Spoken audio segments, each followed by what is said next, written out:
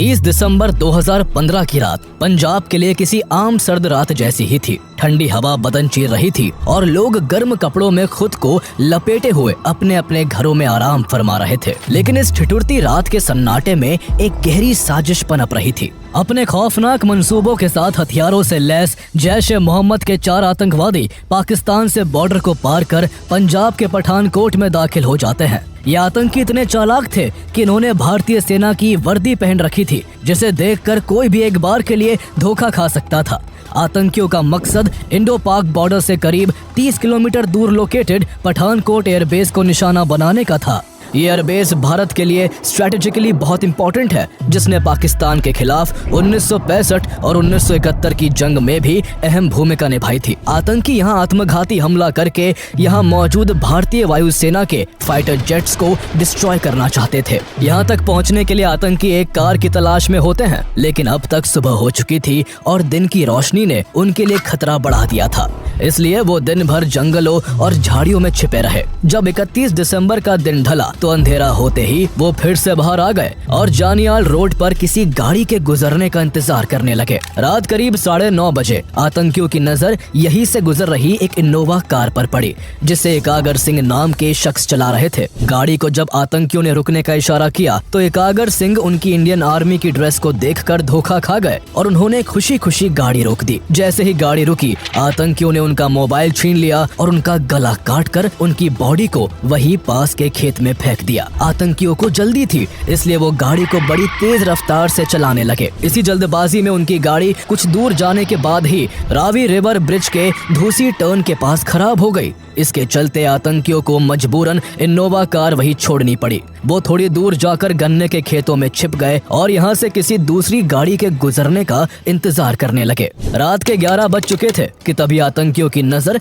एक दूसरी गाड़ी महिंद्रा XUV 500 पर पड़ी। ये गाड़ी पंजाब पुलिस के SP सलविंदर सिंह की थी, जो अपने दोस्त राजेश वर्मा और कुक मदन गोपाल के साथ एक दरगाह पर मत्था टेक कर वापस गुरदासपुर लौट रहे थे। गाड़ी राजेश वर्मा चला रहे थे। जैसे ही वो कोलियन मोड़ के पास पहुंचे, आतंकियों ने उन्हें भी रुकने का इशारा किया। ये लोग भी उन आतंकियों की वेशभूषा को देखकर धोखा खा गए और उन्होंने भी उन्हें फौजी समझकर गाड़ी रोक दी। गाड़ी रुकते ही आतंकियों ने उन पर अपनी राइफलें तान दी और जबरदस्ती गाड़ी के अंदर घुसकर SP सलविंदर सिंह और उनके दोनों साथियों के हाथ पैर बांध दिए और उनके मोबाइल छीन लिए। उन्हीं के फोन से एक आतंकी ने पाकिस्तान में बैठे अपने आका काशिफ जान को फोन मिलाया और अपनी करंट लोकेशन की जानकारी देते हुए कहा कि उन्हें कार मिल गई है और वो जल्द ही टारगेट तक पहुंच जाएंगे। वो एयरफोर्स शब्द का बार बार जिक्र कर रहे थे, जिससे तीनों बंदी बने लोगों को इतना तो समझ आ गया था कि आतंकियों का मंसूबा इंडियन एयरफोर्स पर हमला करने का है।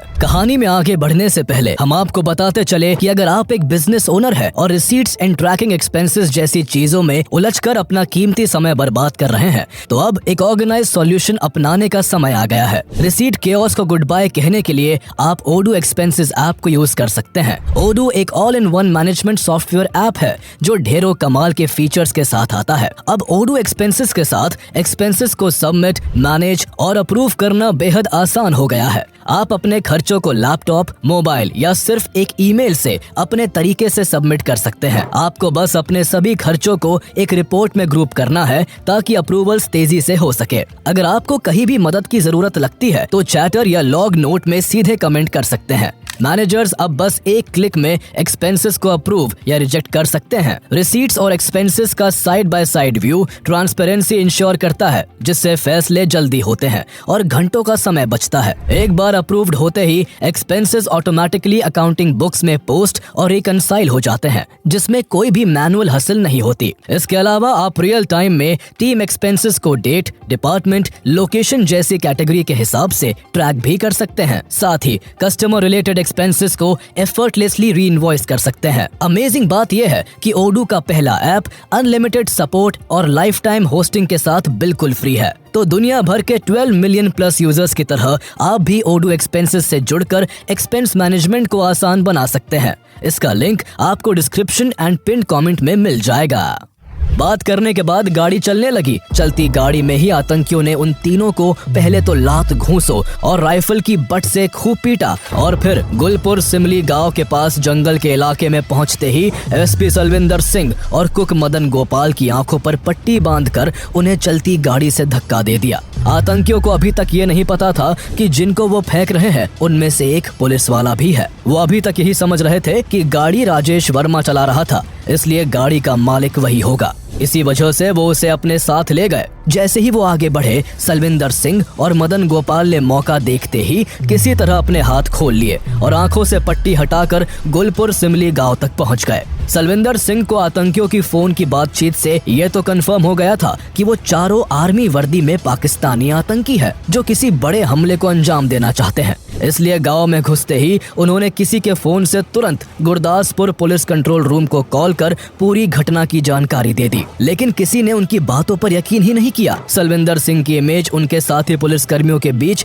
काफी खराब थी, इसलिए उन्होंने समझा कि सलविंदर पार्टी करके लौट रहा होगा और फिजूल की बातें बना रहा है। जब उन्हें किसी ने सीरियसली नहीं लिया तो सलविंदर सिंह ने 3:21 पर गुरदासपुर के एसएसपी को कॉल किया और उन्हें सारा माजरा बताया। उधर आतंकी लगातार राजेश वर्मा को पीट रहे थे और उसके फोन से पाकिस्तान में बैठे अपने हैंडलर से कांटेक्ट में बने हुए थे।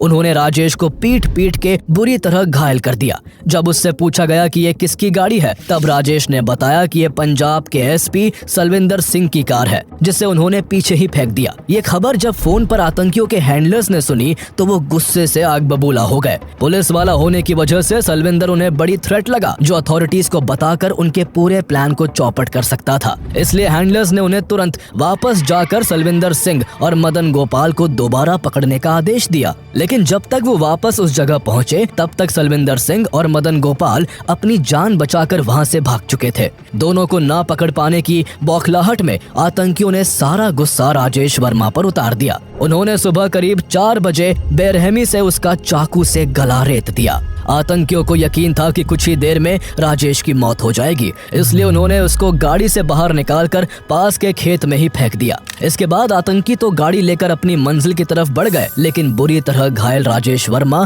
किसी तरह अपनी जान बचाने के लिए पास के ही गांव अकालगढ़ पहुंच गए, जहां से उन्हें हॉस्पिटल ले जाया गया, जहां उन्होंने पुलिस को सब कुछ बता दिया। इस बीच जिस पहले शख्स एकागर सिंह को आतंकियों ने मार डाला था, उनके देर रात तक घर न लौटने पर उनके परिवार ने पास के पुलिस स्टेशन में उनकी गुमशुदगी की रिपोर्ट दर्ज करवा दी थी। उधर एसपी सलविंदर सिंह भी बार बार बड़े बड़े पुलिस अधिकारियों से कांटेक्ट कर उन्हें आतंकी हमले के खतरे को लेकर आगाह कर रहे थे। कुछ ही घंटों में एक ही एरिया में लगातार एक ही तरह की घटनाओं की खबर से पुलिस हरकत में आ गई। इसके बाद पठानकोट से लेकर दिल्ली तक, जम्मू से लेकर उधमपुर तक और चंडीगढ़ से लेकर पंचकुला तक फोन की घंटियां लगातार बजने लगी। जल्द ही ये खबर होम मिनिस्ट्री, डिफेंस मिनिस्ट्री और प्राइम मिनिस्टर्स ऑफिस तक भी पहुंच गई। मानेसर, जहां नेशनल सिक्योरिटी गार्ड एनएसजी के एलीट कमांडोज बेस्ड है, वहां भी कॉल्स की भरमार होने लगी। जब 1 जनवरी 2016 को पूरी दुनिया नए साल की खुशियां मना रही थी, तब आतंकी हमले की संभावनाओं से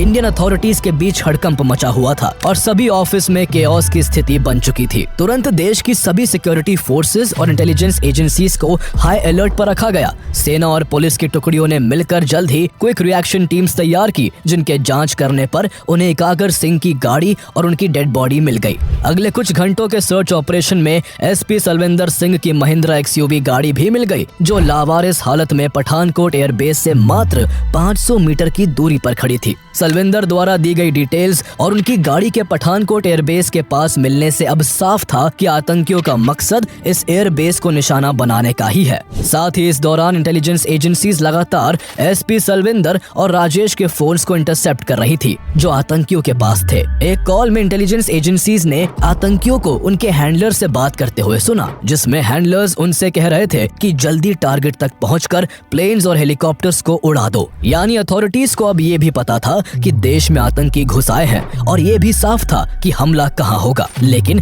ताज्जुब की बात यह है कि इतना सब मालूम होने के बाद भी आतंकी न केवल पठानकोट एयरबेस में घुसने में कामयाब हुए, बल्कि वहां कई दिनों तक उन्होंने ऐसा आतंक मचाया जिसने देश और दुनिया का ध्यान अपनी ओर खींच लिया। मीडिया की सुर्खियों में केवल एक ही हेडलाइन थी, पठानकोट एयरबेस अटैक।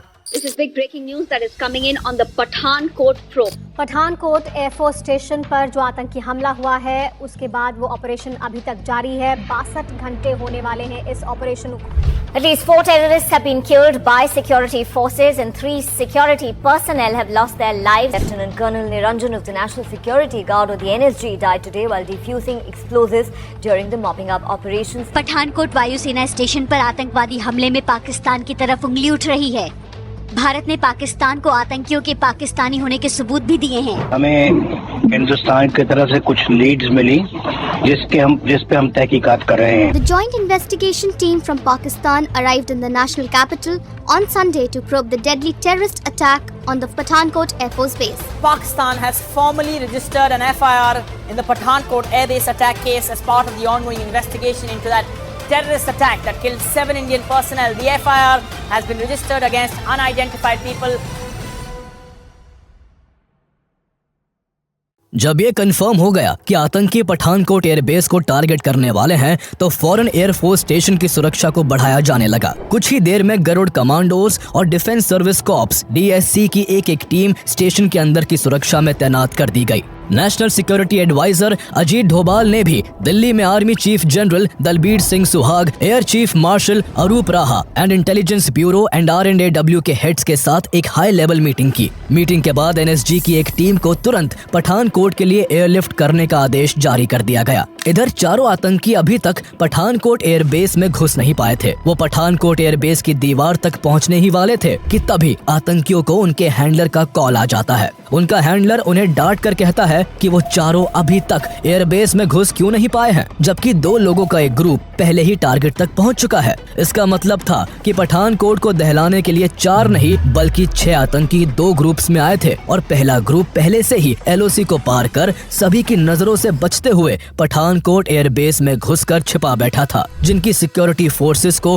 भनक तक नहीं थी। चारों आतंकी अपने हैंडलर की डांट के बाद एयरबेस की बाहरी दीवार तक पहुंच गए। एयर स्टेशन के आसपास जंगली इलाका था और सुरक्षा के नाम पर स्टेशन की दीवारों के ऊपर केवल कंटीली तारों की फेंस लगी हुई थी। अंदर भारी संख्या में यूकेलिप्टस के पेड़ भी लगे हुए थे, जिन पर आतंकी क्लाइंबिंग रोप बांधकर एयरबेस की दीवार पर चढ़ गए और वायर फेंस को काट डाला। अगले ही पल किसी की भी नजर में आए बिना एक एक करके चारों आतंकी एयरबेस के अंदर दाखिल हो गए। एयरबेस के अंदर डिलैपिडेटेड MES स्टोर की बड़ी बड़ी शेड्स रखी हुई थी और पानी की निकासी के लिए यहाँ बड़े बड़े नाले भी बनाए गए थे। आतंकियों को अपनी घिनौनी साजिश को अंजाम देने के लिए रात के अंधेरे का इंतजार था, इसलिए उन्होंने खुद को दिन भर के लिए इन शेड्स और नालों में छिपा लिया। अब पठानकोट एयरबेस के अंदर आतंकियों के 2 ग्रुप मौजूद थे। 2 लोगों का ग्रुप पहले से ही यहाँ कहीं लंबी लंबी एलिफेंट ग्रास में छुप के बैठा था, जबकि बाद वाला 4 लोगों का ग्रुप नालों में छिप गया था। आतंकी अपने साथ 50 किलो एक्सप्लोजिव, 30 किलो ग्रेनेड्स और तेजी से आग पकड़ने वाले जेल भी लेकर आए थे, जिससे वो यहाँ के टेक्निकल एरिया तक पहुंचकर वहां स्टेशन्ड MiG-21 fighter jets, Mi-25 and Mi-35 attack helicopters, missiles और ड्रोन समेत सभी जरूरी चीजों को डिस्ट्रॉय कर सके। इधर पठानकोट एयरबेस के गेट के आसपास क्विक रिएक्शन टीम और DSC के जवान पोजीशन लेकर आतंकियों से भिड़ने का इंतजार कर रहे थे। उन्हें इस बात का जरा भी अंदाजा नहीं था कि वो जिन आतंकियों का गेट पर बेसब्री से इंतजार कर रहे हैं वो पहले ही एयरबेस में घुस के बैठे हुए हैं। शाम तक यहाँ मेजर जनरल दुष्यंत सिंह की लीडरशिप में NSG के 160 कमांडोज की एक टीम भी आ पहुंची। सभी कमांडोज ने जल्दी जल्दी अपनी पोजीशन ले ली। अब उन्हें बस उन आतंकियों का इंतजार था जिन्हें मिट्टी में मिलाकर वो पाकिस्तान को संदेश देना चाहते थे कि जब भी कोई भारत की सीमा में गलत इरादे से दाखिल होता है उसे उसकी कीमत अपनी जान देकर चुकानी पड़ती है। लेकिन आतंकी पूरे दिन बदबूदार नालों में चूहे की तरह दुबके रहे। जैसे ही रात हुई वो एक्टिव हो गए। अब उन्हें सही मौके की तलाश थी। इसके बाद 4 आतंकियों वाला ग्रुप हमले को इनिशिएट करने की जिम्मेदारी लेता है। 2 जनवरी की रात के करीब 3 बजे चारों आतंकी नालों से बाहर निकल आए और टेक्निकल एरिया की तरफ बढ़ने के लिए गरुड़ कमांडोज पर हमला कर दिया। अचानक हुए इस हमले से कमांडोज जब तक संभल पाते तब तक आतंकी गोलीबारी और हथगोले फेंकते हुए DSC के मेस तक पहुंच गए। वहां एक्स आर्मी रेसलर जगदीश चंद चाय बना रहे थे। उन्होंने जैसे ही आतंकवादियों को देखा वो फौरन अलर्ट हो गए। उन्होंने एक आतंकी से उसकी राइफल छीन ली और उसे वहीं ढेर कर दिया। लेकिन इससे पहले कि वो बाकी आतंकियों को रोक पाते आतंकियों ने उन पर गोलियां बरसा दी और वो वहीं शहीद हो गए। इसके बाद बचे हुए तीनों आतंकियों ने मेस में घुसकर अंधाधुंध फायरिंग कर दी, जिससे डीएससी के 4 और जवान अपनी जान गंवा बैठे। अपने 5 साथियों की मौत से सभी जवान गुस्से से भर उठे। उन्होंने आतंकियों को एलिमिनेट करने और एयरबेस को उनसे फ्री करने के लिए यहाँ ऑपरेशन ढांगू शुरू कर दिया। पठानकोट एयरबेस लगभग 25 किलोमीटर में फैला हुआ है, जहाँ करीब 10,000 एयरफोर्स कर्मी अपने परिवार सहित रहते हैं।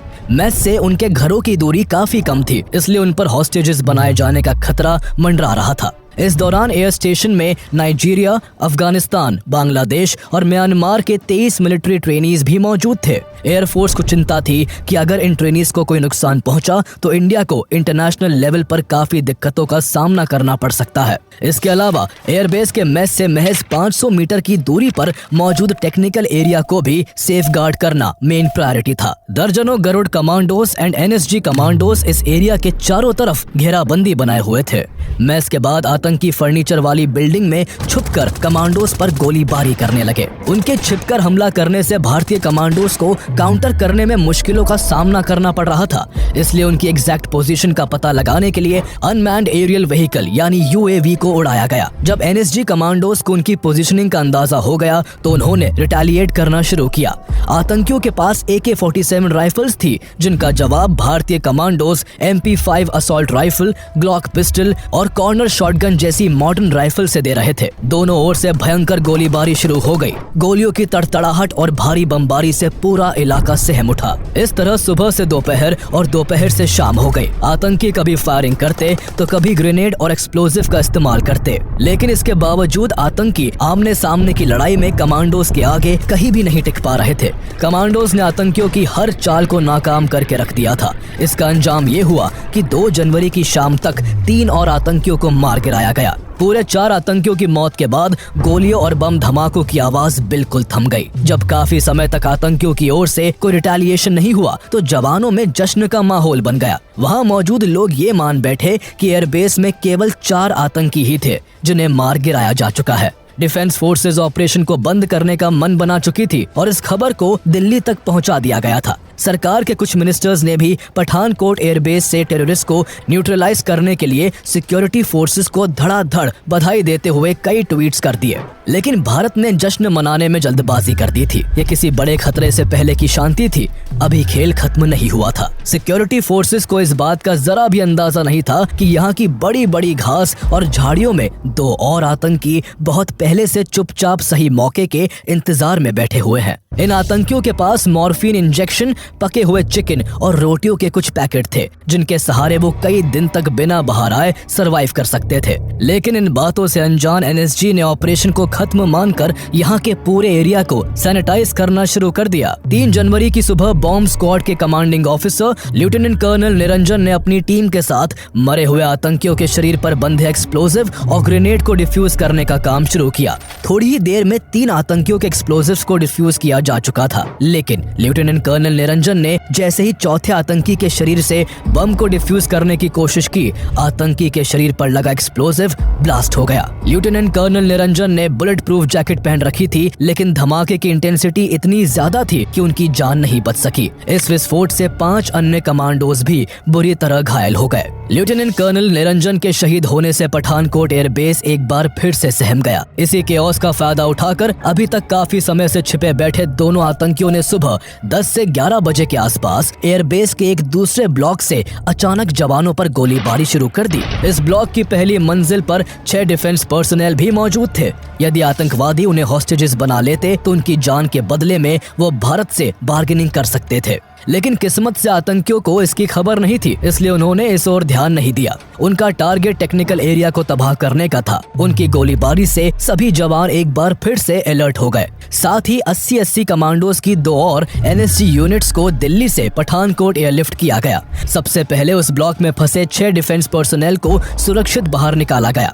इसके बाद एनएसजी और गरुड़ कमांडोज ने मिलकर पूरी बिल्डिंग को चारों तरफ से घेर लिया, लेकिन दोनों आतंकी फिर भी कमांडोज की पकड़ में नहीं आए। आतंकियों ने पूरे दिन कमांडोज को इधर से उधर उलझाए रखा। शाम हो चुकी थी और अंधेरा घिरने लगा था। ऐसे में जल्द से जल्द कार्रवाई करना जरूरी हो गया था। आखिरकार एनएसजी कमांडोज ने आतंकियों को रूम के अंदर ही कुचलने के लिए बस्टर टूल्स का इस्तेमाल किया और आतंकी जिस कमरे में छुपे हुए थे उसके दरवाजे उड़ा दिए। इसके बाद कमांडोज ने रूम के भीतर कैनन फायर किया, जिसकी चपेट में आकर दोनों आतंकी जल्द ही मारे गए। इन दोनों आतंकियों के खत्म होते ही पठानकोट एयरबेस पूरी तरह से सुरक्षित था, लेकिन कंट्रोल रूम इस सफलता की सूचना दिल्ली भेजने में इस बार जल्दबाजी नहीं करना चाहता था। एनएसजी कमांडोज ने एयरबेस के चप्पे चप्पे को खंगालना जारी रखा और लगातार कई घंटों की सर्च के बाद जब उन्हें सब कुछ सही लगा तो आखिरकार 5 जनवरी की दोपहर तक ऑपरेशन बंद कर दिया गया। बेशक 6 के 6 आतंकियों को मिट्टी में मिलाकर और टेक्निकल एरिया को सेफ रखकर भारत ने आतंकियों का प्लान फेल कर दिया था, लेकिन इसके लिए देश के 7 जवानों को कुर्बान होना पड़ा था। इनमें से एक गरुड़ कमांडो गुरसेवक सिंह भी थे, जिनकी शादी को मात्र 45 दिन ही हुए थे। अपने जवानों की शहादत से पूरा देश शोक में डूबा हुआ था। सरकार इस हमले के लिए जिम्मेदार एक एक आतंकी को बेनकाब करना चाहती थी। इसलिए जब पठानकोट एयरबेस में आतंकियों को न्यूट्रलाइज करने के लिए जवानों का ऑपरेशन ढांगू चल रहा था, उसी दौरान पंजाब पुलिस एसपी सलविंदर सिंह और उसके दोनों साथियों राजेश और मदन गोपाल से पूछताछ कर रही थी। पुलिस जानना चाहती थी कि जिन आतंकियों ने एकागर सिंह को गला काट कर मार डाला था, उन्होंने सलविंदर को आखिर कैसे इतनी आसानी से छोड़ दिया। सलविंदर सिंह की इमेज पहले से ही पुलिस महकमे में खराब थी। वहीं उन्होंने इंटेरोगेशन के दौरान भी कई बार अपना बयान बदला, जिस कारण पुलिस को उन पर शक था। हालांकि बाद में उन्हें इस हमले से क्लीन चिट दे दी गई। इसके बाद इस हमले की जांच का जिम्मा नेशनल इन्वेस्टिगेशन एजेंसी यानी एनआईए ने संभाला। एनआईए ने पूरे पठानकोट एयरबेस की काफी बारीकी से जांच की, जिसमें एनआईए की टीम को एयरबेस के वेस्टर्न साइड से फेंस कटर, रोप, वूलन कैप और ग्लव्स मिले, जिसके सहारे आतंकियों ने एयरबेस में घुसपैठ की थी। एनआईए को नाले में कुछ जूतों के निशान भी मिले, जो मारे गए आतंकियों के जूतों से मेल खाते थे। साथ ही एजेंसीज ने आतंकियों की कॉल्स को इंटरसेप्ट करके पता लगाया कि सभी आतंकी पाकिस्तान से आए थे और इस पूरे हमले की योजना जैश ए मोहम्मद के सरगना मौलाना मसूद अजहर और उसके भाई मुफ्ती अब्दुल रऊफ असगर ने बनाई थी। हमले के दौरान उन्हें पाकिस्तान से काशिफ जान गाइड कर रहा था और उनकी 6 महीनों तक बहावलपुर में अशफाक अहमद और हाजी अब्दुल शकूर ने ट्रेनिंग करवाई थी। जैश ए मोहम्मद ने उन 6 आतंकियों की मिलिट्री जैसी सख्त ट्रेनिंग के बाद पठानकोट एयरबेस को दहलाने के लिए एक आत्मघाती मिशन पर भेज दिया था। लेकिन जैश ए मोहम्मद का मकसद इस तरह केवल भारत के एयरबेस को नुकसान पहुंचाने का नहीं था, बल्कि जैश इस बार एक तीर से 2 निशाने लगाना चाहता था।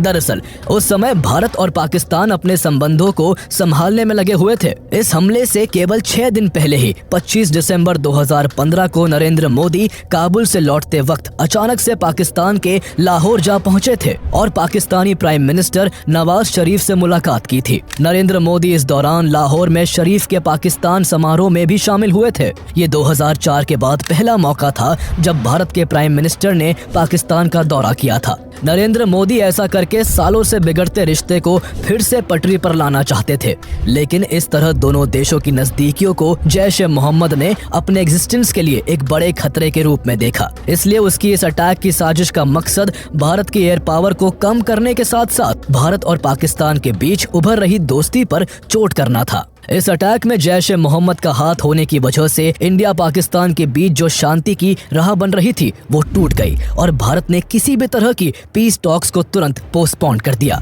इंडिया ने पाकिस्तान पर टेररिज्म के खिलाफ एक्शन लेने का प्रेशर बनाया, जिसके चलते पाकिस्तान ने कुछ कार्रवाई भी की और जैश ए मोहम्मद के कई मेंबर्स को अरेस्ट कर लिया। मसूद अजहर को प्रोटेक्टिव कस्टडी में रखा गया, हालांकि उसे कहाँ रखा गया है इसकी जानकारी किसी को नहीं दी गई। आगे चलकर इनसफिशिएंट एविडेंस का हवाला देकर पाकिस्तान ने मसूद अजहर को रिलीज कर दिया, जिससे भारत की नाराजगी और बढ़ गई। भारत ने जब पाकिस्तान पर और प्रेशर डाला तो पाकिस्तान ने हमले की जांच के लिए मार्च 2016 में अपनी एक 5 सदस्यीय जॉइंट इन्वेस्टिगेशन टीम को भारत की परमिशन से पठानकोट भेजा। 3 दिन तक पाकिस्तान की इन्वेस्टिगेशन टीम ने यहाँ से कई एविडेंस कलेक्ट किए और इस दौरान कुछ विटनेसेस के स्टेटमेंट्स भी रिकॉर्ड किए। इसके बाद अपनी जांच पूरी करके ये टीम वापस पाकिस्तान लौट गई। पाकिस्तान पहुँचते ही इस टीम में शामिल लोगों ने अपना असली रंग दिखाना शुरू किया और ये दावा किया कि ये अटैक इंडिया द्वारा किया गया फॉल्स फ्लैग ऑपरेशन था, जिसका मोटिव केवल पाकिस्तान को बदनाम करने का था। जब पाकिस्तान की जॉइंट इन्वेस्टिगेशन टीम ने पठानकोट अटैक की इन्वेस्टिगेशन के लिए इंडिया आने का प्रपोजल दिया था तो दोनों देशों के बीच ये म्यूचुअली डिसाइड हुआ था कि उनकी विजिट के बाद NIA की भी एक टीम पाकिस्तान आकर इसकी इन्वेस्टिगेशन करेगी। लेकिन इसके बाद पाकिस्तान ने भारत को जांच का भरोसा तो दिया, लेकिन बाद में पाकिस्तान अपने वादे से मुकर गया। इसको लेकर then foreign minister Sushma Swaraj ने पाकिस्तान की कड़ी आलोचना करते हुए कहा था कि जब तक पाकिस्तान पठानकोट अटैक पर कॉन्क्रीट स्टेप्स नहीं उठाता तब तक दोनों देशों के बीच कोई भी डायलॉग संभव नहीं होगा, क्योंकि टेररिज्म और पीस टॉक दोनों एक साथ नहीं चल सकते। हालांकि पाकिस्तान ने फिर भी कोऑपरेट नहीं किया। भले ही पाकिस्तान के कोऑपरेट ना करने से इंडियन गवर्नमेंट का रुख उसकी तरफ फिर से सख्त हो गया था, लेकिन इस पूरी सिचुएशन में इंडियन सिक्योरिटी सिस्टम की लापरवाही को लेकर भी सवाल उठ रहे थे। हमले के पहले तक पठानकोट एयरबेस की सुरक्षा काफी कमजोर थी। एयरबेस की दीवार के चारों ओर गश्त के लिए कोई सड़क नहीं थी और उसकी दीवार कई जगह से सिविलियंस के मकानों से सटी हुई थी। हैरानी की बात यह थी कि इसके बावजूद एयरफोर्स ने इस एयरबेस के आसपास एनक्रोचमेंट रोकने का कोई प्रयास नहीं किया था, जिस कारण आतंकियों द्वारा यहाँ किसी भी वक्त एक बड़ा हमला पॉसिबल था।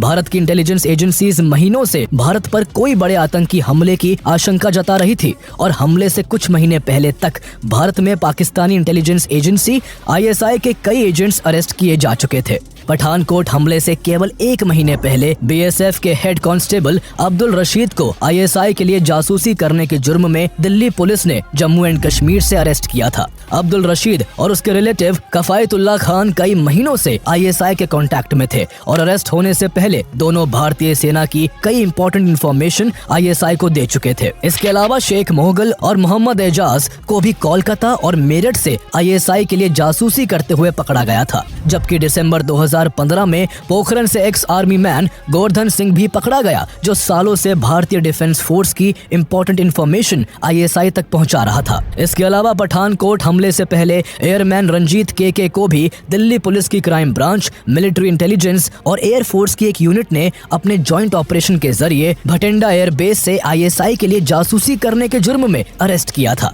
रंजीत KK, जो 2010 से ही भटिंडा एयरबेस में तैनात था, उसे दामिनी मैकडॉट नाम की एक महिला ISI एजेंट ने फेसबुक पर हनी ट्रैप में फंसाया और उसका इस्तेमाल भटिंडा, पठानकोट, अमृतसर, आगरा, अंबाला और श्रीनगर के एयरबेस की सेंसिटिव इंफॉर्मेशन हासिल करने के लिए कहा। अरेस्ट होने से पहले तक रंजीत KK कई एयरबेस की फाइटर एयरक्राफ्ट की संख्या और ट्रांसपोर्टेबल रेडार यूनिट्स की एग्जैक्ट लोकेशन की जानकारी ISI तक पहुंचा चुका था। ISI ने उससे western and northern air commands में चलने वाली लाइव एयर एक्सरसाइजेस और इंडिया रशिया मिलिट्री एक्सरसाइजेस से जुड़ी जानकारी भी मांगी थी, लेकिन उससे पहले ही वो गिरफ्तार कर लिया गया था। एक साल में इतने बड़े स्केल पर देश से ISI के कई एजेंट्स के पकड़े जाने से स्पष्ट था कि Pakistan based terrorist organisations Indian airbase पर जरूर कोई बड़ा हमला प्लान कर रहे थे। हमले से पहले इंडियन डिफेंस फोर्सेस के पास SP सलविंदर और राजेश वर्मा की गवाही से लेकर उनकी कार का आतंकियों द्वारा पठानकोट एयरबेस के केवल 500 मीटर के दायरे में खड़ी करने तक कई इंफॉर्मेशंस थी,